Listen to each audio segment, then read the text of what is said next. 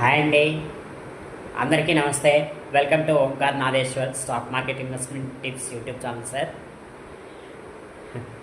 నాకు నిజంగా బ్రహ్మాండమైన ఆనందం ఉందండి.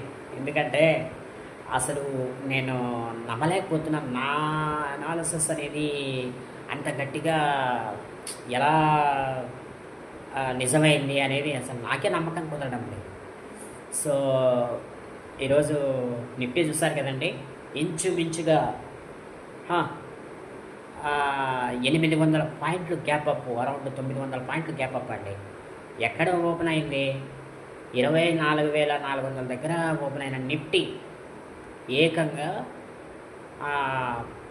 24,920 దాకా ర్యాలీ చేసింది. ఫస్ట్ ఏమో 24,385, 400 ఆ మధ్యలో, 24,380, 400 ఆ మధ్యలో ఓపెన్ అయిన నిఫ్టీ అక్కడ నుంచి కంటిన్యూస్గా ర్యాలీ చేసింది 1 అవర్ దాకా. కాసేపు 24,600 దగ్గర లేదా 650 దగ్గర సస్టైన్ అవుతూ కనిపించింది. మొత్తం మీద 24,500 మీదన సస్టైన్ అవుతూ కనిపించింది. 500 మీదన కూడా కాదు, 550 మీదన సస్టైన్ అవుతూ కనిపించింది. అయితే అందరూ కింద పడిపోతుంది ఇంకా నిఫ్టీ అనుకున్నాం. కానీ ఆఫ్టర్నూన్ తర్వాత మరలా తిరిగి డబుల్ ధమాకా ఇచ్చింది. కంటిన్యూస్గా ర్యాలీ అవుతూ అవుతూ అవుతూ 24,920 దాకా చేరుకుంది. అరౌండ్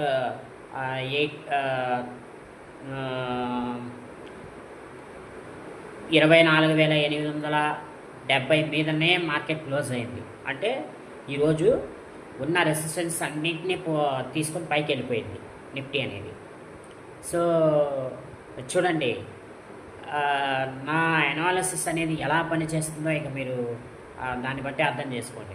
అంటే ఈరోజు ఇంత గ్రేటెస్ట్ ర్యాలీ వచ్చింది, మరి ఇదే ర్యాలీ కంటిన్యూ అవుతుందా అంటే చెప్పలేము. కొద్దిగా ఇక్కడ నుంచి ప్రాఫిట్ బుకింగ్స్ వస్తాయి.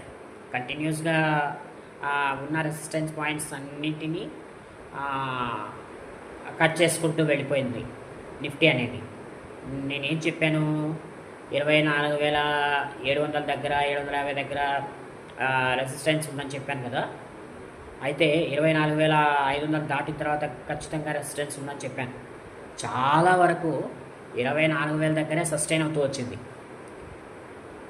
అయితే ఏదో ఒక్క సందర్భంలో ఈ మధ్యకాలంలో ఒకసారి 23,900